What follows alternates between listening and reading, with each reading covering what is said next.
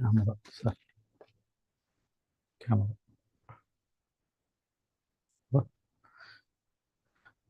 Good afternoon, friends. So in these sleepy hours, we are going to enter in the last event of our development, that is the parturition only. So this embryo is getting developed in the uterus of the mother, and see the stage by stage development of the fetus from 8th week to the 40th week. See, after this 9 months of development in the uterus of the mother, this fetus itself gives some kinds of reflex to the mother to come out from the uterus to live independently. Now, after completing the development, the uterus is telling that now I am ready to live independently, so I wanted to come out. So such type of reflex only given by the child to the mother to come outside, and that process only we call it as what? The parturition. It is the last stage of pregnancy where delivery takes place. Delivery means what? The child will come out from the uterus of the mother by breaking all the connections. And the signal for this parturition originates from that fully developed fetus itself. And it is called as what? The fetal ejection reflex. And this reflex helping the placenta to produce what? The relaxing hormone. And this relaxing hormone only responsible for what you can say the last process of the pregnancy called as what? The parturition. And all the steps in the process of parturition is under the control of the different kinds of hormone, and it is purely a neuroendocrine mechanism. That parturition is purely a neuroendocrine mechanism. Okay. And at the end, child comes out through the birth canal, through this vagina, it get widened and it will be converted into birth canal, and through this birth canal, this child comes out.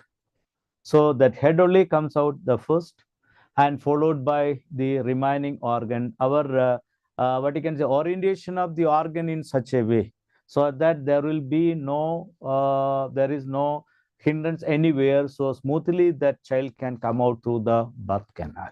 First they take the head out, followed by the remaining part, and during this parturition it breaks this umbilical cord and all other relation connection with the mother, and easily it comes through the birth canal. And this process only we call it as what? The parturition. Sometimes in the last moment the position may be changed due to a movement of the child in the uterus. So that time it is not possible to go for a natural parturition or delivery. That time only people are going for the cesarean and break the wall of the uterus and take the child out. Right? And let us see the different steps in the process of parturition. Different steps. I told you it is purely a neuro hormonal mechanism only. And there are so many events in the process of the parturition or delivery. And first of all, opening of cervix, and due to the relaxing hormone. Relaxing hormone only widen the cervical region and increase its width, and through this what you can say birth canal only child comes out. And rupturing of amnion, during the development this child is inside the amnion, and there is a fluid in the amnion called as what? The amniotic fluid. In that amniotic space only that fetus is getting developed fully. And after the development, during the parturition, that amnion rupture and the amniotic fluid flows out. Through the vagina, it comes out. And umbilical cord, that is what? The connection between the child and mother, that also cut. And infant lung expand and start breathing independently. You may be heard about the cry of the child at the time of delivery. So child used to cry only for sending all the fluid present in the respiratory tract to out. And whenever taking air inside during the cry, naturally that what you can say like a parachute, that lungs get expanded. and infant lung expand and start breathing independently, start taking air from outside. And before that, mother only providing oxygen, mother only taking carbon dioxide from the body of the infant. Then heart start functioning properly and stop the blood flow from the mother to child. Mother only provide the material to the child, developing child, through the bloodstream that stop during the process of parturition. And after giving birth, the placenta and the remaining parts present in the uterus, including umbilical cord, expel out, and that only we call it as what the afterbirth. It take half an hour or 1 hour to expel everything out, because the uterine cavity or uterus, that myometrium start going for the contraction and relaxation continuously, and that will break the entire arrangement present in the uterus. And after breaking everything, it will be expelled out and take time half an hour or 1 hour, and it is collectively called as what the afterbirth. And mother start producing milk. Then the first milk produced by the mother for the child is called as what the colostrum, and it's full of nutrient, and it's full of protein, and also containing what antibodies. And the color of this milk is little yellowish in color, because of the presence of high content of nutrient, protein, and the antibodies only. Because all of in the early stage, it is not possible to take food from other sources, always depending the milk produced by the mother only. And that the immunological capacity is also very less. So that is why a lot of antibodies are also included in the milk provided by the mother to the child for fighting against disease causing microorganisms. So mother is giving all kinds of support even after giving birth to the young one, right? Then come to the different hormones and their roles during the process of what this parturition. And this question has one in the examination, different kinds of hormones and their involvement in the process of the parturition. As I told you, this relaxing hormone, and relaxing hormone is actually produced by the placenta only. And this relaxing hormone separate the pelvic girdle. Pelvic girdle, that is what the girdle in the pelvic region, it starts separating and widening that gap for taking the child, or for the movement of the child outside, and separate the pelvic girdle to provide a space for the movement of the baby. And labor pain is mainly because of what the separation of the pelvic girdle only, due to the what you can say relaxing hormone secreted by this placenta, that reflects given by the fully developed child to the placenta. So immediately placenta start producing the relaxin, and this relaxing hormone only separate the pelvic girdle. And another one, that is what the corticotropin, and it is produced by the adrenal cortex of the baby to produce to stimulate the mother posterior lobe of the pituitary. Right, mother's posterior lobe of pituitary should be stimulated, because oxytocin hormone is stored in the posterior lobe of pituitary of the mother only, and this oxytocin only responsible for the ejection of milk from the mammary gland. So immediately after giving birth to the young one, mother start ejecting the milk from the mammary gland, and the corticotropin produced by the adrenal cortex of the baby only stimulate the mother posterior lobe of the pituitary to produce what the oxytocin hormone. And this oxytocin hormone actually produced by the hypothalamus and stored in the posterior lobe of this mother, and it is helping for the contraction of the uterine myometrium, and the contraction of this myometrium only helping the child to expel out, and also what you can say mammary gland for the milk ejection. That is why oxytocin is called as what the milk ejection hormone. And this hormone help to eject the milk out from the alveoli, right? Then another one is prolactin hormone, and this prolactin hormone secreted by the mother for the production of milk in the mammary gland. So there are two hormones here. One is prolactin and another one is oxytocin. Prolactin hormone is for the production of milk in the alveoli of the mammary gland, whereas oxytocin is for the ejection of the ejection of the milk from the alveoli of mammary glands. And another one, that is what the inhibitory peptide, and it is produced by the mother to stop the milk production after filling the milk in the lobule and related lobules. See that while discussing about the mammary gland, I told you that milk secreting epithelial cell which is lining the lobule, and after secreting enough quantity of milk, that lobule and the related ducts will be filled with the milk. So this inhibitory peptide only making that epithelial cell to stop the production of milk once it is filled in the lobule as well as the related ducts. So these are the some of the hormone produced by the child as well as what the mother related to the process of parturition. Then this is what the child, you can see the child with what the placenta, and this is what the umbilical cord. So normally at the time of this parturition, what happened, break the umbilical cord and the child only comes first and take time to send these what you can say placenta and umbilical cord out after half an hour or after 1 hour, right? Then this mother is a symbol of love, because mother is taking a lot of care when we were in the uterus of the mother. Even after giving birth also, mother is providing us food for a long period of time and spending her valuable time for making us to come up in our life. So that's what I told you here. It is what the symbol of love, and mother is what the symbol of care, and there is no alternative for this mother. So you love the mother, and beyond the words, you love them.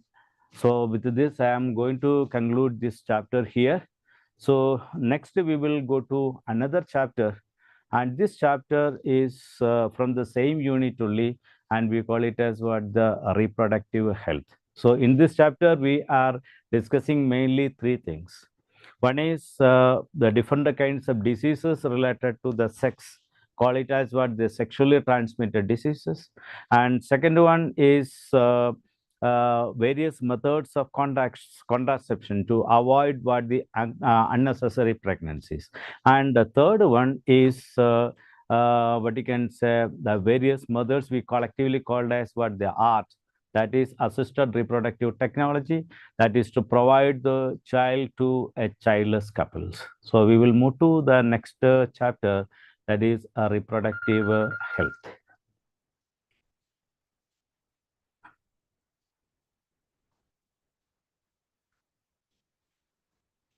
Yeah.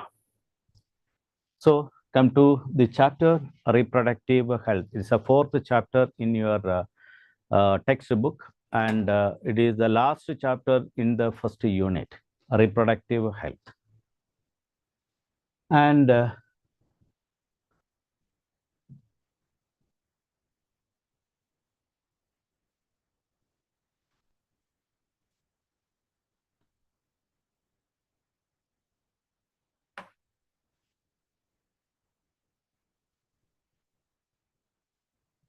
1 minute, some technical problem.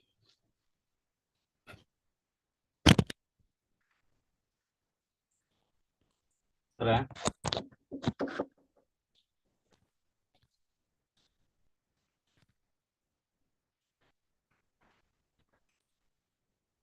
One, it was born.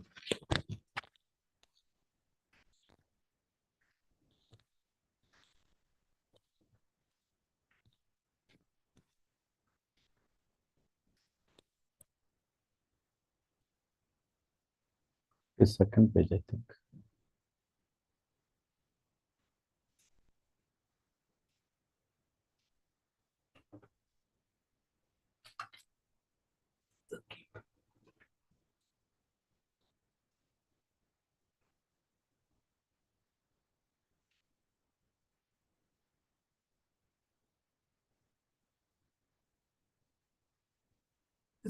Hmm.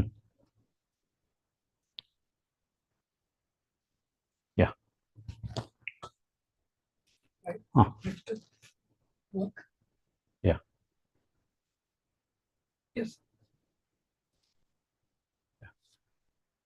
Okay, I think you are able to see all these things given in the board here, and these are all what some information related to the reproductive health. So these are all what small concept given in the textbook only. Just I will go fast. And according to that World Health Organization, reproductive health means the total well-being in all the aspects of reproduction, that physical, emotional, behavioral, and social.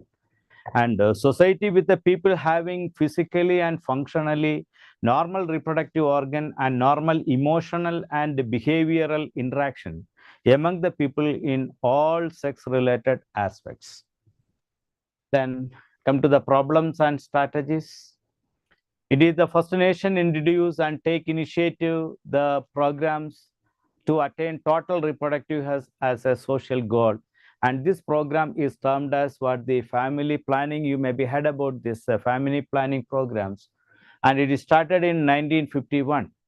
And Reproductive and Child Health Care, RCH, is a program for creating awareness among the people about the various reproduction related aspects. It also aimed for providing facilities and support to build a reproductively healthy society. And these are the various way to achieve this goal: audiovisual and printed material used by the government and non-government organization, NGOs. Then reproduction of sex education in introduction of sex education in the school to avoid the myth and misconcept about sex-related issues, like information about the reproductive organ, adolescence and related changes, safe and hygienic sexual practice, sexually transmitted diseases, etc. To understand the available birth control options, care of pregnant mother, postnatal care of the mother and the child, and importance of breastfeeding for breastfeeding, equal opportunity for male and female. These are all what you can say some of the concept for the reproductive health. And it also address the importance of bringing up the socially conscious, healthy families and desired size. Then address the problem due to overpopulation size, social evil like sex abuse, sex related crimes, and implementation of various strategies by using infra facilities, professional expertise, and the material support. It also deal with the pregnancy, delivery, STDs. STD means what? The sexually transmitted diseases, abortion, contraception, menstruation problems, infertility, etc.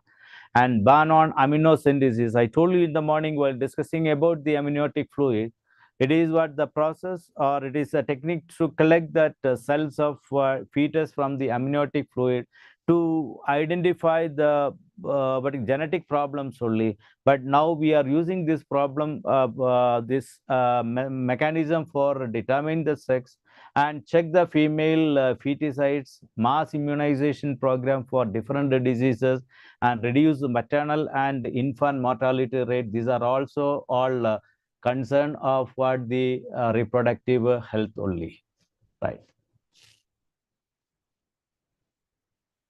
Then come to the health education. To increase the number of couples with a small family norms. Maybe heard about small family, happy family, right?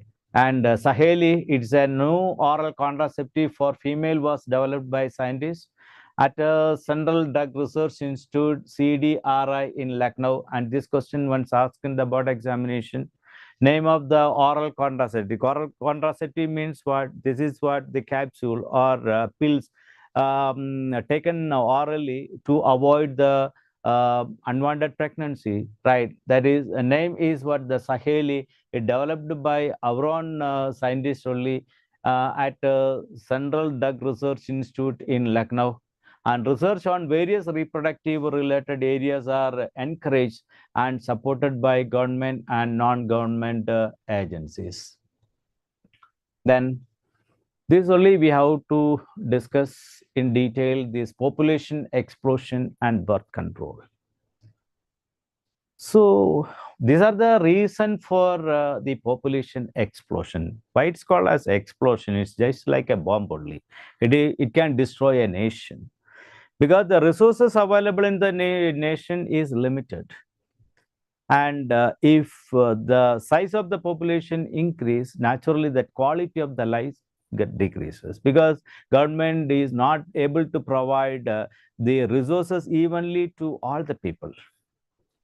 And all-round development in various fields to improve the quality of life. Then we have to minimize the population size for all kinds of development in all the fields to improve the quality of the life, and increase the health facility along with the better living condition. If we want to increase the facility for the health or living condition, we have to reduce the size of the population and decline the maternal mortality rate and infant mortality rate. For that also, that population has to reduce and increase the number of reproducible age. That is also another reason for the population explosion. So world population was around 2 billion in 1900, whereas 6 billion by 2000. Whereas Indian population, you see, it is only what 350 million at the time of independence, whereas after that 60 years, it comes what the 2000. In 2000, it comes what 1 billion. So that is increasing more than that rate of what the nation, I mean this world. Then come to the method to check the population size. Then according to 2001 census report, the population growth rate was still around 1.7%. That means 17 people increase in 1,000 individual per year, 1.7% increase. And our population could double in 33 years. An alarming growth rate could lead to an absolute scarcity of the basic requirements like food, shelter, and clothing. And posters and slogans may be heard about hum do, hamare do, we too, our too. Like slogan we used to publish, and statutory raising of marriage age of the female to 18 and male to 21 years. And incentives are also given to the couple with a small family. Then come to various methods to check the population. So we have to use some kinds of methodology to check the population to avoid the unwanted pregnancies. We have to use what ideal contraceptives, and this contraceptive should be user friendly and easily available. It should be very effective and also having what the least side effect. Such a type of contraceptives only we have to give to the couples to avoid the unwanted pregnancy, and no interference with the sexual drive or desire or the sexual act of the couples. That is also there. And these are the characteristic feature of an ideal contraceptive. It should be a user friendly and should be available very easily, and it should be very effective, and should not have much side effect, and it should not interfere the sexual drive or the desire or the sexual act of the couples. Right. Then come to the contraceptives. Contraceptives means what? These are all the methods that we are adopting to avoid the unwanted pregnancies. And it is grouped into 7 categories. We will see one by one in very detail. 7 categories of the contraceptives. One is what the natural or the traditional methods, where no device is required, no medicine is required. It is purely natural, or it is what the traditional methods. Then come to the barrier methods. Next one is what barrier. There is a barrier which never permit the male gamete to meet the female gamete for fertilization. Then IUCDs. This is what the device that we used to keep in the what you can say a uterus only. That is why we call it as what the intrauterine contraceptive device. Then oral contraceptives are there. These are all medicine taken orally. Then injectable, we inject some medicine in the body of particularly female. Then implant that can be keep under the skin. And surgical method, it is making a person, male or female, permanently the sterile. That is what the surgical methods. We will see one by one in detail. Natural methods. See, in natural method, no medicine or any device is required. It is purely natural one. And principle of this natural method is avoiding chance of ovum and sperm to meet. In this natural method, ovum and sperms are not meeting each other, and no what you can say fertilization between this, and no device is required, and no medicine is also required. And there are three things mentioned in the textbook. One is what the periodic abstinence. In this, what the periodic abstinence, the couple avoid the coitus, sexual contact, from the day 10 to 17. In a menstrual cycle, we have seen in detail about the importance of what these 10 to 17 day. And 10th day, normally that ovum get matured and started releasing from the ovary, ovulation. See, after ovulation, that 1 week, this ovum will be weighted in the ambulatory region to meet a male reproductive gamete. So during this period, avoid this what you can say sexual contact, and this period is called as what the fertile period, and avoid sexual contact during the fertile period, or avoid the coitus during the fertile period. It is what a periodic abstinence. And couple avoid or abstain from the coitus from the day 10 to 17 of the menstrual cycle. So this is what the time where this ovum is waiting in the ambulatory region to meet the male reproductive gamete. And another one is what the withdrawal or coitus interruptus. And here this male partner withdraw his penis from the vagina just before the ejaculation. So male is not ejaculating that male gamete into the genital tract of the female, right? And next one is what the lactational amenorrhea. And here, during this lactation period, there will be no menstruation. Menstruation after giving birth to the young one, some months menstruation will not be there because mother is continuously giving milk to the young one. So that is called as what the lactational amenorrhea. During this period, there is no menstruation, and sexual cycle do not occur during the period of this intense lactation. And this intense lactation period is called as what the lactation amenorrhea. And during this what the period, there will be no production of ovum in the ovary, and normal that menstrual cycle will not be there, and it extended mostly the 6 months following the process of parturition. So this period is also safe, and no chance of any kinds of pregnancy, because that sexual cycle is totally absent in a female. Then come to the barrier method. Second method is what the barrier methods. See, in the barrier methods, sperm and ovums are prevented from meeting physically by using a barrier.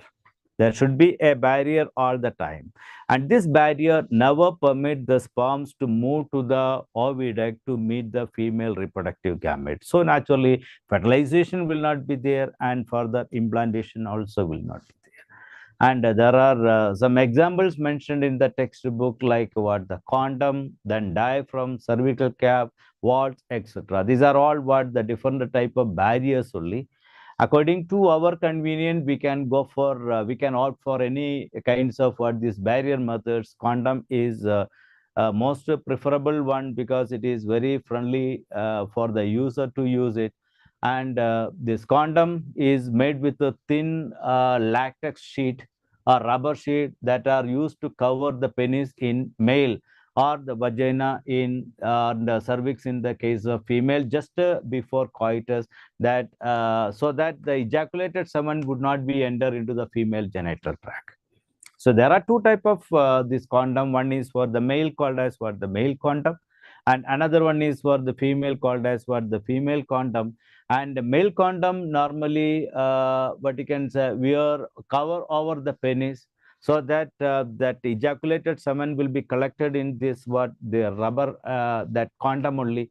And in case of female condom, it is fixed in the female reproductive part, the vagina and cervical region, so that the semen ejaculated by the male will be collected in this the condom only. And Nirod, you maybe heard about the trademark of this condom, Nirod.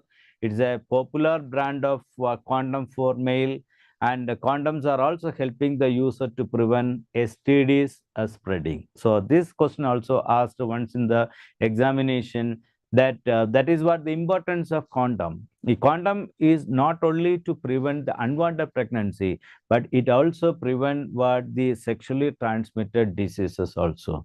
And condoms are disposable, and it is for a single use only, and it can be inserted and provide a privacy to the user. It is a very user friendly one. Without the help of an expert, it can be used. It is self-inserted and provide a privacy to the user. That is what the advantage of these condoms. See, these are the two type of condoms available in the market. One is the smaller one is the condom for male that cover the penis, and this is the female condom. And both cases, one end is closed. The ejaculated sperm will be collected in this this balloon type of the latex material only, and female condom semen will be collected here, and this condom can be inserted into the cervical region in case of the female, and this end is closed, so that no chance of sperms to enter into the uterus and meet the female reproductive gamete for the fertilization. Right. This is the female condom, and this one is the male condom. Right. Then come to diaphragm, cervical caps, and what? And these are also made up of the rubber only, and it is inserted in the female reproductive tract. The diaphragm, cervical caps, and wall, these are all used in the female reproductive tract to cover the cervix region during the coitus. So it blocks the entry of the sperm. So sperms are not permitted to enter inside because of the diaphragm, cervical cap, and wall present in the cervix region of this female. So sperms are not allowed to enter into the genital tract, and so no fertilization and no implantation, and they are reusable, not like the condom. Condom is for one use only, but these are all the reusable only, right? And this is the diaphragm.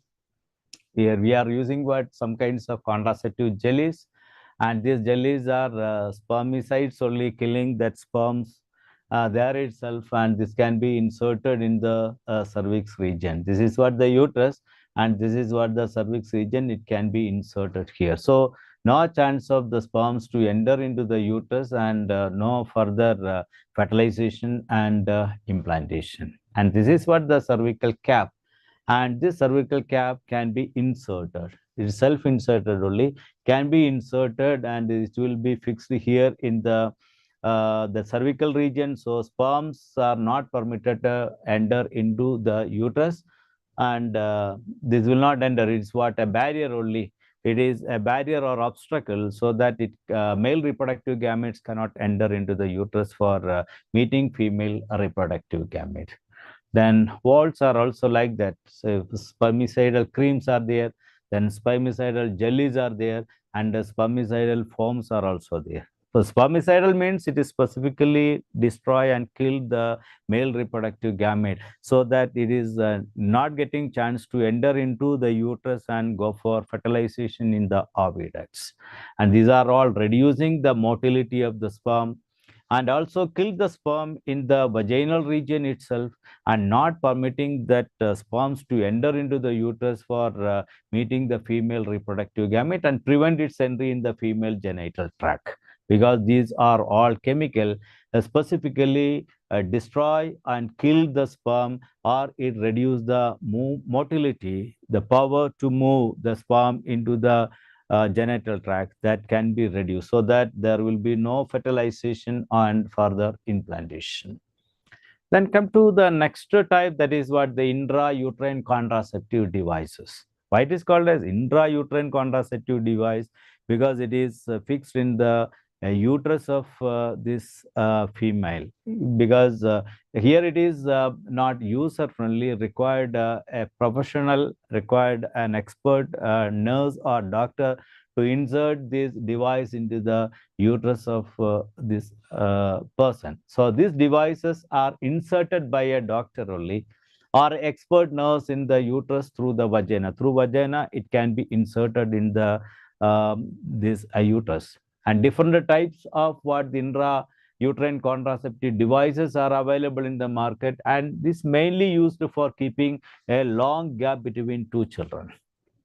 After getting a child, some couple want a big gap for the next child. So it is the best methods to keep such a big gap between these two children.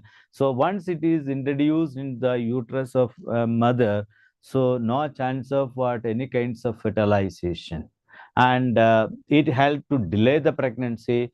And these are the common type of what intrauterine contraceptive devices. Some are non-medicated, the IUCDs, like Lipperloop. Some are copper releasing type of what IUCDs, maybe heard about the copper T, then copper 7, then multi-loaded 375, and some are releasing hormones, particularly progesterone, and it is called as what the hormone releasing IUCDs, like Progestat and LNG20. These are the example for different kinds of intrauterine contraceptive device, to mainly to keep a long between the two children by the couple. And by heart the name of the different type of intrauterine contraceptive devices. Non-medicated IUDs, intrauterine contraceptive device, example is what the Lipperloop. Copper releasing IUDs is copper T, copper 7, multi-load 375, and hormone releasing IUDs are Progestat, LNG20, etc. Right. Then see some more detail about what the IUC is. Intrauterine contraceptive device. It is not like other contraceptive device required an expert to fix it in the uterus. But once it is fixed, it will work for many years. That is why people are using such type of device to keep a big gap between the two children. It increases the phagocytosis of sperm within the uterus itself. So here, after ejaculating the sperm by a male individual into the uterus, and it will kill, these sperms will be killed in the uterus itself. That is through the process of phagocytosis. And the copper ions released by this copper releasing IUCDs suppress the sperm motility, reduce the movement of the sperm, and reduce the fertilizing capacity of the sperm, so that there will be no fertilization and no implantation. And hormone releasing IUCDs, and these are Vaticans making the uterus unstable for implantation, and cervix hostile to the sperms, and that is not providing a suitable environment for the sperms to work properly, and it also make the uterus unstable, so there will be no implantation. So this is what the way through which that hormone releasing IUDs work in the body of the female. And copper releasing IUCDs suppress the sperm motility and fertilizing capacity of the sperm, and the another one, kill this sperm through the process of phagocytosis in the uterus. That is what the non-medicated IUDs, like Lipperloop, it kill this sperm in the uterus itself through the process of what phagocytosis only. And this is what the copper releasing IUCDs, like a copper T, copper 7, multi-loaded 375. And this is what the copper T, you see the shape of this device, it is like a T, and it is made with a plastic device only, and it's containing what the copper, and it release this copper ion continuously to the uterus, and that only making the uterine wall unstable, so that implantation is not at all possible. and it is also reducing the motility of the sperm. Once this sperm is ejaculated into the uterus, and it should move towards the fallopian tubule for fertilization, but that motility will not be there, so that no chance of any kinds of fertilization and implantation. And it is what the progesterone, that is what the hormone releasing type of IUCDs only, and mainly it release what the progesterone hormone. You know the speciality of the progesterone. Progesterone hormone never permit the ovum to develop in the ovarian follicles. Normally, ovarian follicle only produce what the ovum inside, and this ovum production required the estrogen hormone, not the progesterone hormone, but continuous releasing of the progesterone hormone by these IUCDs like progestar. It is not possible to produce what the ovum in the ovarian follicles. Then come to the oral contraceptives. See, oral contraceptives are nothing but the pills only, and normally taken by the female orally. That is why we call it as what the oral contraceptives. It is also one very common method to avoid the unwanted pregnancies. The oral administration of a small dose of progesterone or progesterone estrogen combination by the female. Females only using these oral contraceptives, and these contraceptives are nothing but the pill taken orally, and it containing a small dose of progesterone and the progesterone estrogen combination. These are all hormone rich tablets only, and this is used in the form of tablets called pills. We call it as what the oral contraceptive pills. And pills have to be taken daily for a period of 21 days. In a lid, we can find 21 such type of what these 21 pills will be there. 1, 2, 3, 4, 5, like 21 pills will be there. And this pill we have to take daily one. And in a cycle, 28 days are there. You can live what the 7 pill, and the remaining 21 days you have to take the pill one by one, right? So this is what the way to take this pill by the female to avoid the pregnancy. Pill have to be taken daily for a period of 21 days, starting within the first 5 days of menstrual cycle. That first 5 days of menstrual cycle, it can start taking this pill, and continuously take 21 days and leave 2 more days afterwards. Then after the gap of 7 days, during which menstruation occurs, it has to be repeated in the same pattern. 21 days continuously how to take the medicine, right? And inhibit the ovulation and implantation. There will be no ovulation. Ovum, normally produced by the graphene follicle present in the ovary, that will not be there, and so that no releasing of ovulation will not be there, and fertilization will not be there, and implantation also will not be there. And these pills are very effective with lesser side effects. Then this is what once it's question asked about the Saheli. It is a new oral contraceptive for female, contain no steroid preparation, so the side effect is very, very less, and it is what a once a week pill only. No need to take this pill daily, and it is what once a week pill with a few side effects, because no steroid content and a high contraceptive value. Having high contraceptive value and low steroid content, and it is a once a week pill only, and name of this oral contraceptive is what? Saheli, right? This question also asked once in the board examination, right? This is what the pill is, one lid, and 21 pill will be there, take one after another, one daily, and give 7 days gap during the period of the menstruation.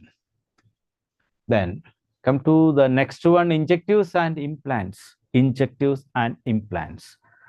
See, progesterone along or the combination with estrogen can be used by the female as injection or implants. Now, it is working exactly like what the oral pills only. Oral pill is basically hormone-rich pills only, that we have to take orally, but this can be injected or it can be kept under the skin in case of implant. or it can be taken through injection, right? Progesterone alone can be injected, or the combination with estrogen can also be used by the female as injection or implants under the skin.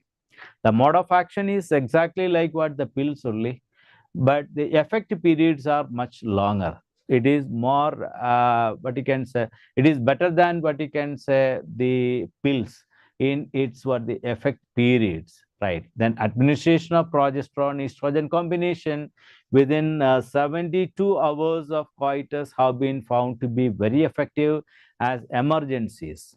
We can go for the injectives, or we can go for this implant. We can inject this what the combination of the progesterone estrogen, and it is very effective, even avoid the pregnancy after 72 hours of what the sexual contact, and found it very effective. And this can be used during the emergency as a contraceptive method. They could be used to avoid the possible pregnancy due to the rape or unprotected intercourse. So chances are there for getting pregnant by a woman due to the rape that can be avoided by injecting such type of what the progesterone or progesterone estrogen combination in the body of female. And this is what the implant. This can be implanted under the skin, or the injection can also be taken. But the thing is what the same exactly like oral contraceptives only. Oral contraceptives we have to take orally, and it is what the hormone based tablets only. And the injections are also giving, or implant that we are keeping under the skin, and it is also rich in what this hormone, particularly the progesterone or progesterone estrogen combination only. Then come to the last method of contraception, that is what the surgical method, and we call it as what the sterilization. We call it as what the sterilization, because this is the process to make a person permanently sterile after getting enough number of children. Couple can go, any one couple can go for this method, surgical method, to make that person permanently sterile, right? And it is a terminal method to prevent any more pregnancy. We can terminate this method. You can terminate and can prevent any more pregnancies. Surgical intervention block gamete transport and hereby prevent any more pregnancy. Here, in surgical method, we are cutting and what you can say, tying that genital ducts. We have seen in detail about the structure of male and female reproductive gamete. We will see in detail how these surgical methods are making a person permanently sterile. And the sterilization procedure in male is called as what the vasectomy, and this procedure in female is called as what the tubectomy. Vasectomy and tubectomy. Remember, vasectomy in case of male, because vas deferens only what you can say, cut and break here. In case of tubectomy, that oviduct or fallopian tubule only cut and block it. So that is why we call it as what the tubectomy in case of female, and vasectomy in case of what male. And these techniques are very effective, but reversibility is very poor. If you want to go for getting child again, and possibility is very less. That's why people are going for such type of surgical method after getting enough number of children, right? And this is what the tubectomy. Tubectomy, it's what making a female permanently sterile, and this is called as what the fallopian tubule or oviduct. Already studied this oviduct or fallopian tubule, and this can be cut and tie here, right? So fallopian tubules tied and cut here.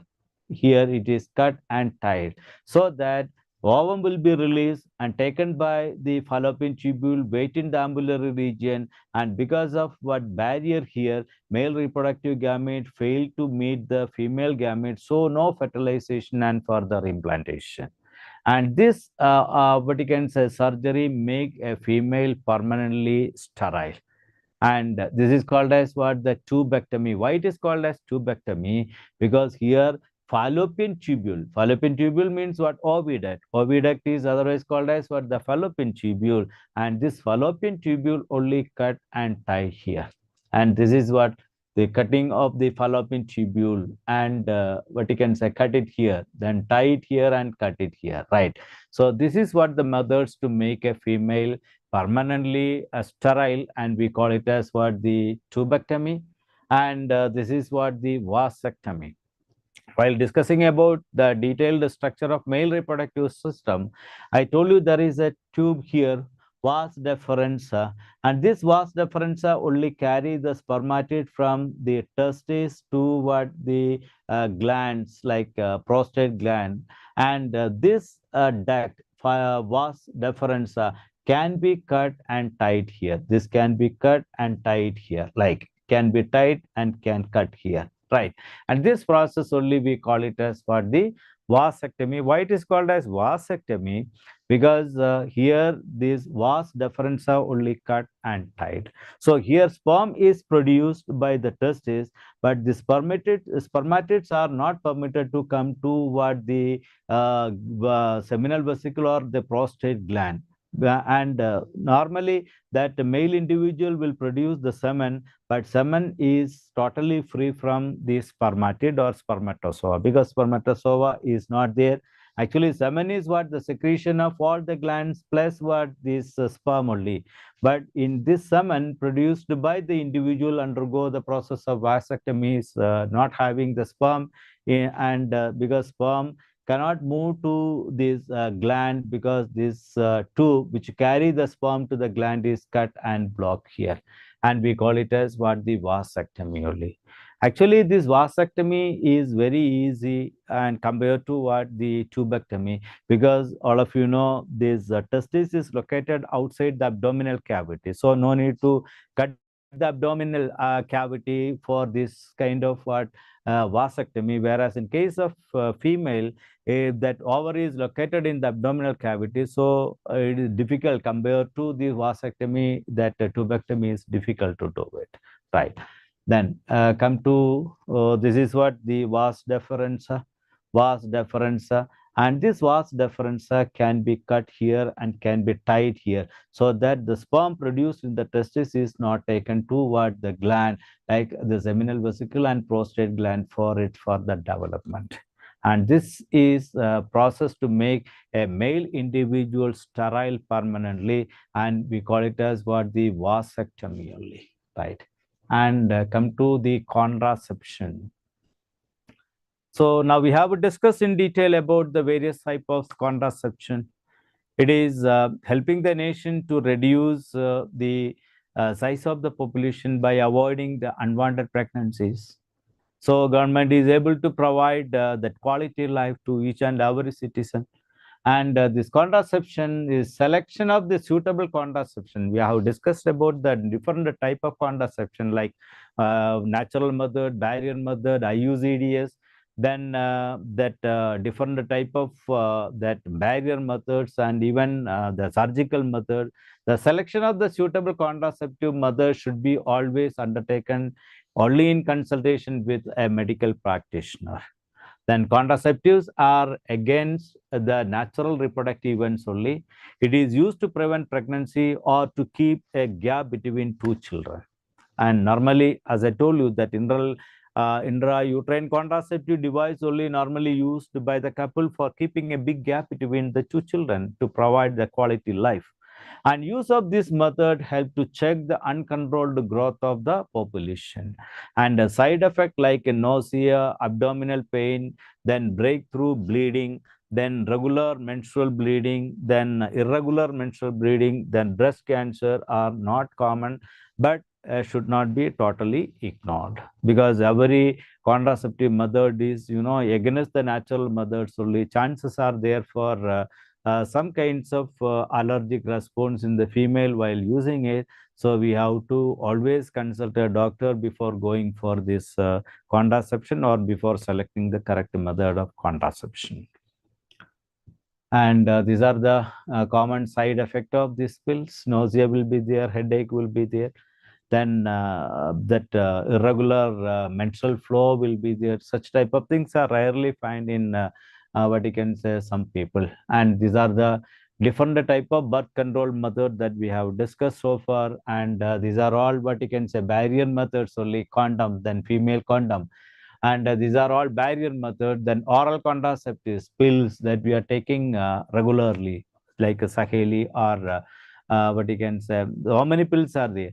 And hormonal rings can be used, or intrauterine contraceptives can be used, like what the copper T, then injections, then surgical sterilization, just then implants can be keep under the what you can say skin. Then coitus interruptus, we have to see the date and go for the coitus interruptus. And what you can say calendar rhythm methods, we have to select the date, and patch will be there, can fix on the skin. Then diaphragm can be used as a barrier method, so that the male reproductive gamete never meet the female reproductive gamete. So these are the some of the birth control methods to avoid the unwanted pregnancies. But all the time you have to consult a doctor, because very important, because every device is having their own what you can say side effects, and it's very rarely occurring, but chances are there. So before selecting that birth control method, you have to consult a doctor. A physician can guide you better. And come to the next topic, that is MTP, that is what the medical termination of pregnancy, or we call it as what the abortion. Medical termination of pregnancy. Terminate the pregnancy before attaining the full-term growth. That is called as what the medical termination of pregnancy, or MTP. So it is an intentional or voluntary termination of pregnancy. Intentional termination or voluntary termination is not natural. Before full term is called as what the medical termination of pregnancy, or MTP. Chances are there for abortion naturally, because of what changing the hormonal status of the female during the pregnancy, particularly in the early stage. That is what the main reason for natural abortion, but it is what intentional or voluntary, and we call it as what the induced abortion only, not natural abortion. It is called as what the induced abortion. And every year, 1/5 of the total number of conceived pregnancies are undergoing this MTP, medical termination of pregnancies. And legalization of MTP is being debated upon many countries due to what its ethical, emotional, religious, and social issues. There are so many things connected to what this MTP. Religious are not supporting this MTP normally. So emotional, ethical, religious, social issues are involved in it. So that lot of debates we had everywhere to make it what legalized. Government of India legalized the MTP in 1971 with some strict conditions to avoid its misuse. What is it misuse? That is what the female feticides. Only after identifying the sex, people can go for abortion. So normally it was there in India, and government of India, that's why it's legalized the MTP with some strict condition to avoid its misuse only. And it is very important to check the discriminate and the illegal female feticide, which are reported to be high in India. It is very important to check indiscriminate and illegal female feticides, destroying the female fetus, which are reported very high in India. Then why MTP? Why should we go for MTP? That medical termination of pregnancies, right? To get rid of unwanted pregnancies, either due to the casual and unprotected intercourse, or failure of the contraceptives used by a couple during the coitus time, or even rape, the pregnancy due to rape. In that case, we can definitely go for the medical termination of the pregnancy. It also essential in certain cases where continuation of the pregnancy could be harmful to the mother or fetus or both. Sometimes what it is identified after pregnancy is identified as what the HIV carrier by a mother. So naturally, no way to save the child, or to go for to save the child from the disease, you have to go for the abortion only, induced abortion. So MPTs are considered relatively safe during the first trimester. While discussing about the development of the fetus in the uterus, I told you the first 3 months is for the development of basic organs in the individual only, and this is what very sensitive, and this period is relatively safe for the mother. Then abortion of the female fetus is illegal and dangerous to both young mother and fetus, and effective counseling on the need to avoid unprotected coitus and abortions are to be taken very, very seriously. And continuous abortion can make what the mother health very badly, and effective counseling is required on this need to avoid such type of unprotected coitus and abortions. These are to be taken very, very seriously, right? So we have to serve the child. Then STDs, sexually transmitted diseases. Anyway, there is another chapter there we will see more detail about the sexually transmitted disease, particularly AIDS, right? So there are so many, what you can say, the STDs. Some are due to what the viral infection, and some are due to the bacterial infection only. And STDs are called as what? Venereal diseases, VD, venereal disease. That is what? Sexually transmitted disease only, or we call it as what? The reproductive tract infection. Reproductive tract infection. These are the example for it, that gonorrhea, syphilis, genital herpes, then chlamydiasis, genital warts, and trichomoniasis, hepatitis B, AIDS. These are all what common example for the STDs or venereal disease only, or we call it as what? The reproductive tract infection, right? Among these, we have discussed about different kinds of disease come under the STDs. Among these, AIDS is the most dangerous one, because all other disease can be cured or can prevent by taking vaccine or by taking medicines. You know, this bacterial diseases like syphilis and gonorrhea can be cured permanently. Thing is that we have to identify the disease in the early stage and start treatment. Whereas in case of hepatitis, the vaccination is also there to avoid it. Whereas in case of AIDS, you know, there is no medicine and there is no vaccine discovered so far. And once it is a person is infected, naturally a person will die due to different kinds of disease, and we call it as what? The syndrome, acquired immunodeficiency syndrome. Because of what? This infection with HIV, the person will lose the immunity, and finally the person will die due to what? The number of disease together. This is what? HIV virus. HIV. In another chapter, you will study in very detail about what the structure, how it's infect in the what you can say WBC, and how it multiply. All the things you learn in another chapter. Then come to the reason for spreading of these STDs. All of you know some of the reason. Sharing of the injection needles. Nowadays, no hospital is using such type of needle. All are using what? The disposable syringe and needle only. We have all the right to tell the person to use only the disposable needle or the syringe for injection. Then surgical instrument also should be disposable. And blood transfusion is what? Another reason. Whenever we receive the blood from an infected person, all the chances are there for getting the disease. So we have to check the blood thoroughly before receiving the blood from another person, donor. And from infected mother to child, particularly during pregnancy, chances are there to get the disease. At the time of delivery, chances are there to break the blood vessel of both the child and mother.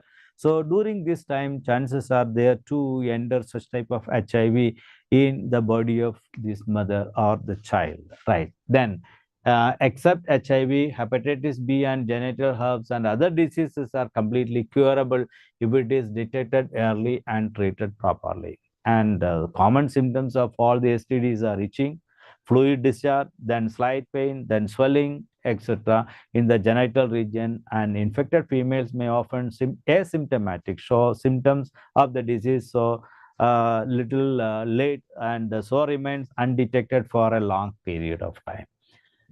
Then these are the common methods for the transmission of the HIV: the sexual contact with unprotected sexual contact with an infected partner, then sharing of needles, then from mother to the child, then blood transfusion. These are the common methods. And if it is not treated early, and chances are there for a lot of health problem in an infected person. If it is not detected early and treated properly, it can lead to severe and complicated infections later in the person. Pelvic inflammatory diseases, then abortion, stillbirth.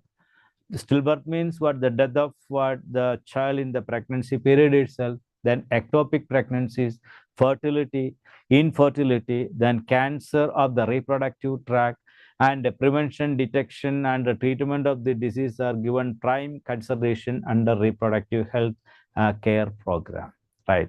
So all the chances are there for all kinds of complication if it is not detected in the early stage and treated properly, right? And this is what the stillbirth, death of the fetus in the womb of the mother itself.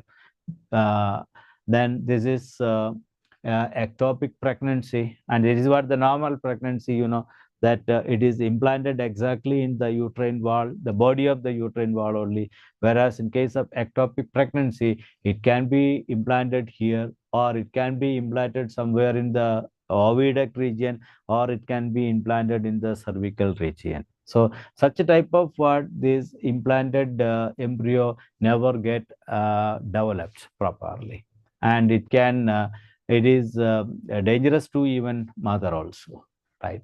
Then method of prevention: and avoid sex with the unknown partners or the multiple partners, and always use condom during the coitus. While discussing about the condom, I told you it is not only to avoid the unwanted pregnancy, it is all one of the best methods to avoid sexually transmitted diseases.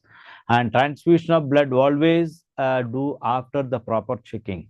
Then compulsory ELISA test for the pregnant woman. Now it is there. Once the pregnancy is identified, naturally doctors are insisting that lady to go for ELISA test. It is what the preliminary test for what you can say detecting the HIV in the individual. ELISA test, and full form once asked in the board examination, it is enzyme linked immunosorbent assay.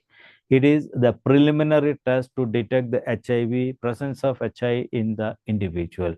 ELISA test, enzyme linked immunosorbent assay, right? Then use of disposable syringe and needle, then blades. So whenever we go for what you can say haircut or for shaving in the barber shop, we have all the right to tell the barber to use what? The blade only for a single use, right? In case of doubt, go for test and detect early and start treatment, right? And this is what the blood transfusion, whenever we receive the blood from other individual, all the time we have to suspect and we have to go for the blood test only. Without blood test, don't receive the blood from unknown person or from other individual. This is what the ELISA test, to preliminary test only to detect the presence of HIV in the individual. Right. ELISA means what? Enzyme linked immunosorbent assay. This is what the last topic of this chapter, that is infertility. Infertility is very common. Nowadays, it is very common that infertility. You maybe notice what many such clinics, fertility clinics in all the cities, and that is helping a couple to provide childless couples approaching the doctors for a child. And there are so many methods for providing child to childless couple, and that is generally called as what? Assisted reproductive technology, or we call it as what? ART, A-R-T, assisted reproductive technology. So that only we are going to discuss in very detail here, that infertility. A large number of couples all over the world, including India, are infertile. Means unable to produce the children due to several reasons. There are several reasons, like a physical problem or congenital problem at the time of birth itself, some problem will be there. Then diseases, then drugs, then immunological reason or psychological reason. These are the some of the reason for infertility. Physical means physically the person is not maybe mature, or congenital by the birth itself. Sometimes what uterus may not be there, or genital organs are not poorly, are poorly developed. Then many diseases related to the sex, STDs, can make a person infertile, and drugs, the use of the drugs by a person can also make a person infertile. Then immunological reasons will be there, and psychological phobia like problems also will be there. These are all the things commonly make a person infertile, right?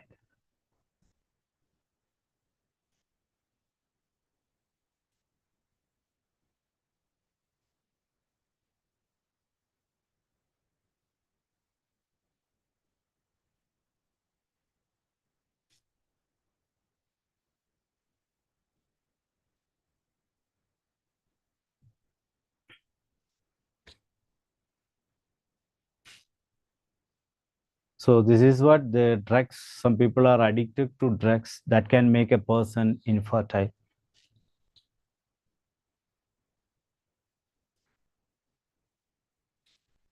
Then come to the different technologies to make a person pregnant, and it is called as what collectively assisted reproductive technology, or we call it as what the art, right?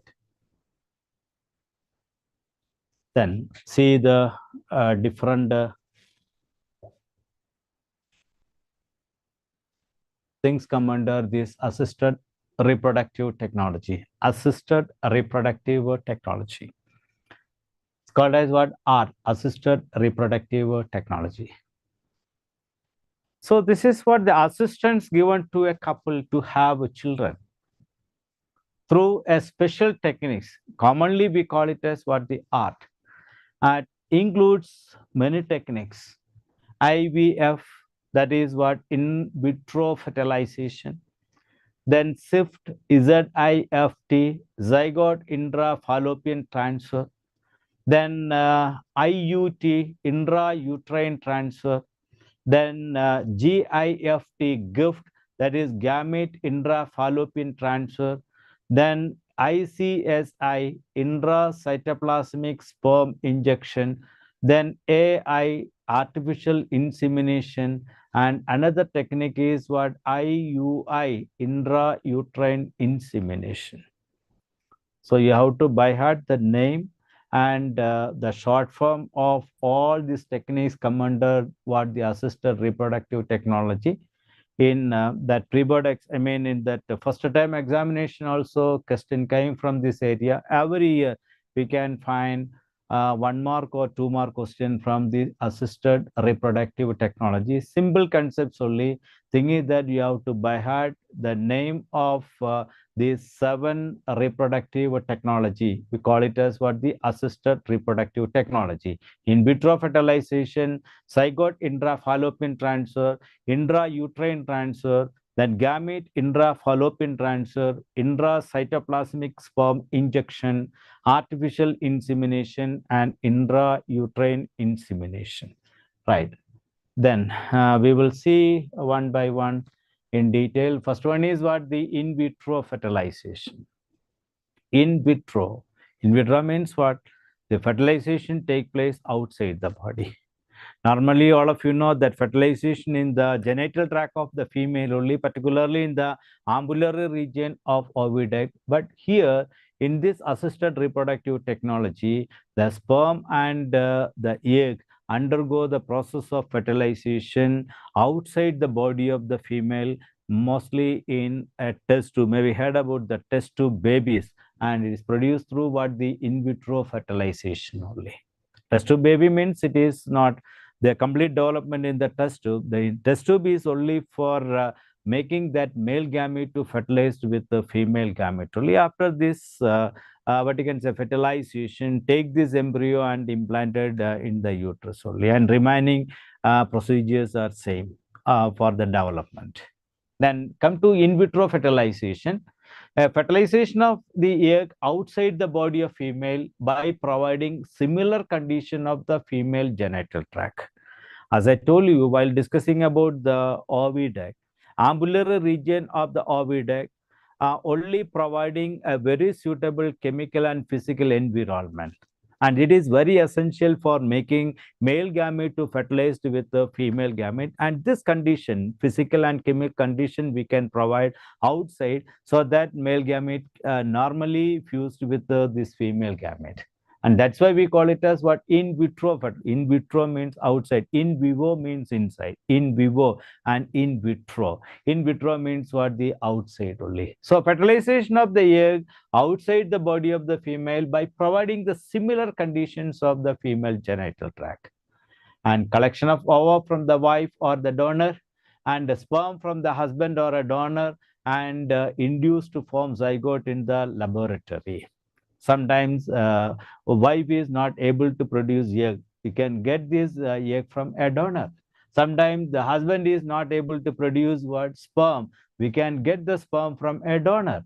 You can take it from the husband or wife, or it can take it from the donor also. And this zygote formation, fusion of what? This male and female reproductive gametes take place in the laboratory by providing what? The similar physical and chemical conditions of the genital tract of the female. Then transfer the zygote or this embryo up to the 8 blastomere. Blastomere means what? The cell of the embryo only, we call it as what? The blastomere. Immediately after fertilization, it go for cleavage, division, and produce what? The blastomeres in 8 cell stage. Blastomere means what? The cell only, 8 blastomere stage. This can be in the fallopian tubule of the wife or the surrogate mother. After fertilization outside the body, in 8 cell stage, it can be kept in the fallopian tubule of wife. If wife is able to carry, we can put this what you can say blastomere, 8 blastomeres in what you can say fallopian tubule of wife. If wife is not able to what you can say, if having some kinds of physical problem, we can go for a surrogate mother also. And in the fallopian tubule, we can keep that fertilized egg in the 8 cell stage in the fallopian tubule of the surrogate mother.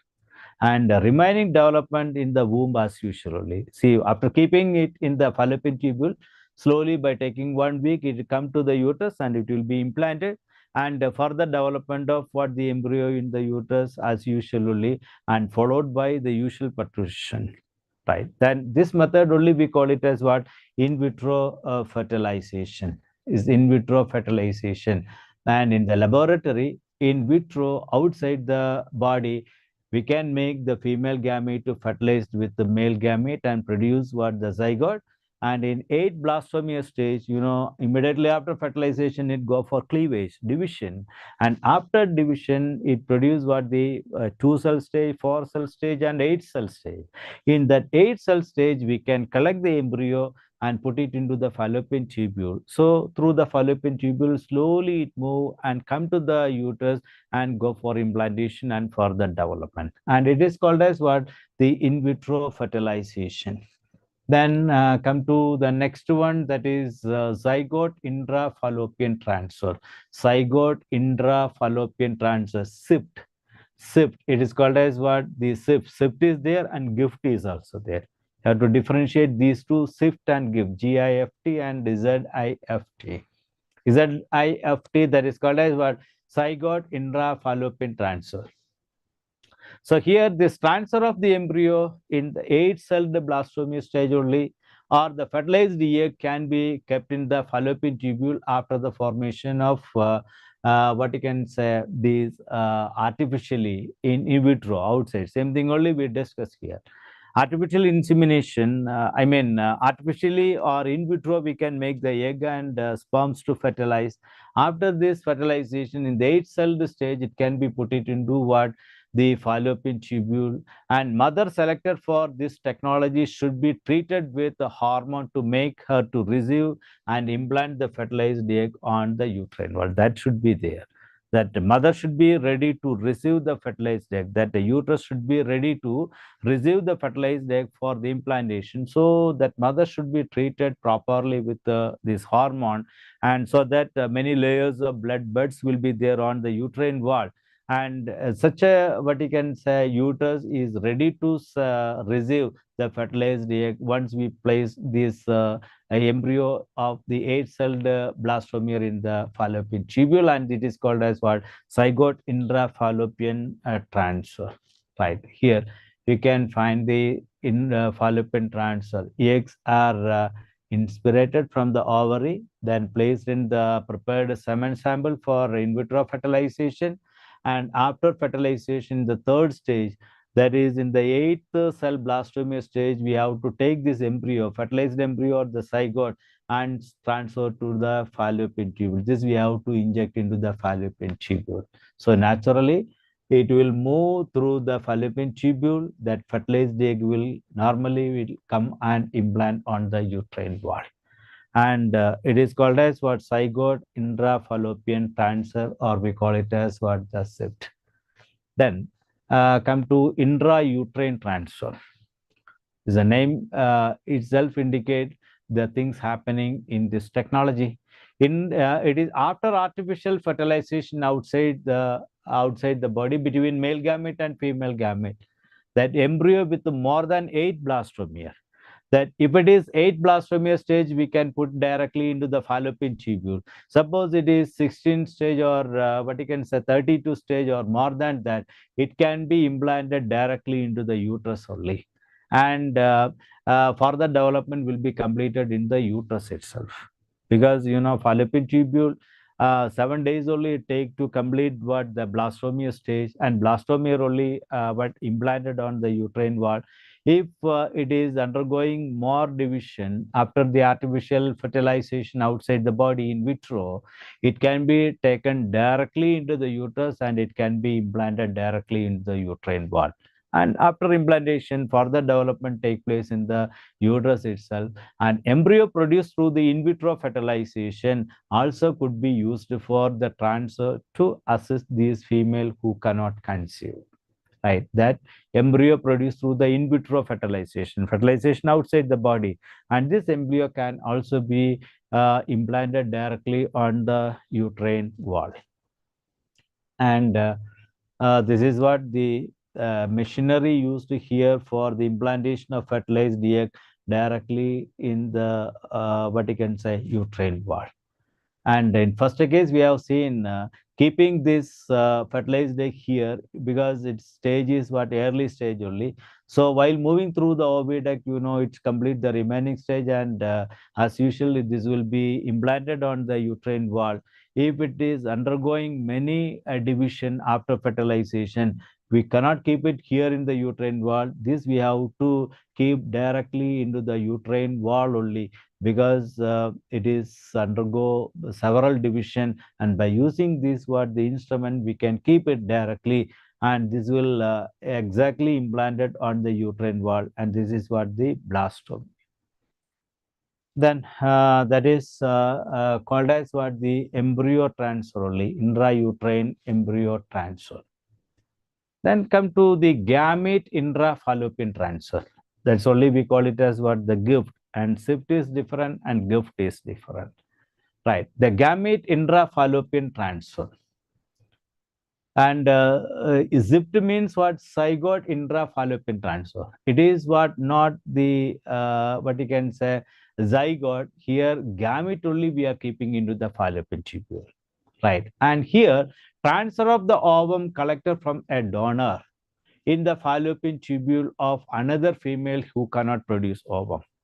So infertility may be due to what? The but again, the lack of egg production in the ovary. In that case, we can get an ovum from a donor, and this ovum collected from the donor can be kept in the fallopian tubule of another female who cannot produce the ovum, and allow this egg to fertilize with the sperm produced by the husband through the coitus, and followed the normal development of the fetus into the embryo. And here, this gamete we are keeping in the fallopian tubule. female gamete only we are keeping in the fallopian tubule, because here normally this mother is not able to produce what the female gamete in the ovary. In that case, we have to get the ovum from a donor, and this ovum get it from the donor can be kept in the fallopian tubule. So naturally that male reproductive gamete come and meet this egg and go for the normal fertilization. After fertilization, slowly it come and implant on the uterus, and remaining development is what the normal one only. And finally, the mother will give birth to the young ones, right? And this is what the what you can say, fallopian tubule, and in this fallopian tubule only we are keeping this gamete. That female gamete collected from a donor can be kept artificially here in the ambulatory region. So during the coitus, male reproductive gamete will be deposited here, and this gamete will move and meet the female gamete waited in the ambulatory region collected from a donor. And after fertilization inside the fallopian tubule, normal it will travel, and finally this will get implanted on the uterine wall, and remaining development take place in the uterus only. This technology normally we are using in case of female unable to produce ovum in the ovary, maybe a rudimentary ovary or some problem with what this ovary. So we can get an ovum from a donor that can be kept directly here in the fallopian tubules. And intracytoplasmic sperm injection. Another one is what the intracytoplasmic sperm injection. And in intracytoplasmic sperm injection, here this in vitro method of fertilization only used, and sperms are directly injected into the ovum, the cytoplasm of the ovum. That is why called as what cytoplasmic sperm injection. And use a micro syringe, very minute syringe, to inject the sperm into the cytoplasm of what the egg. And it is commonly used in case of sperm produced by the husband not having the power to fertilize, maybe less motility, unable to move and reach to the ovarian follicle. I mean, not possible to reach to the fallopian tubule to fertilize normally with the female gamete. In that cases, that sperm can be collected from the husband, and this can be injected directly into the female reproductive gamete ovum, and normally it go for the fertilization, and this can be done outside and can be done in the fallopian tubule also. Then after this in vitro, this fertilization, this can be kept in the fallopian tubule, and after keeping the fallopian tubule, naturally it will come slowly and implanted on the uterine wall. And this method, and this is what the cytoplasmic injection, micropipette only normally used here to inject this male reproductive gamete sperm into the cytoplasm of the egg. And the nucleus of the sperm is reaching, and we call it as what the pronucleus only. And this pronucleus fertilized with the pronucleus of the egg and go for fertilization. After fertilization, as usual, we can go for implant this on the uterine wall, or it can be taken into the fallopian tubule based on the number of cells present in the blastomia, right? Then come to the next one, that is what the artificial insemination. Artificial insemination, and it is purely artificial only. Inseminate, that's what AI, artificial insemination. And this method normally we use for the infertility case due to the inability of the male partner to inseminate the female, or due to very low sperm count or less movement rate in the ejaculates, and could be corrected by AI. Artificial insemination, directly inject the sperm into the respective part of the female genital tract, because here the sperm count is very less and movement is also very less, and the rate of movement is very less. So in that case, we can go for this insemination artificially, and we call it as what the artificial insemination only. And use a device to introduce the male gamete to the genital tract of female, particularly the fallopian tubule, to fertilize with the egg. We are using some kinds of what device here introduce the male gamete, because male gamete is sperm count is very less and the movement rate is also very less. So we can directly introduce this male gamete to the genital tract of the female by using some kinds of device.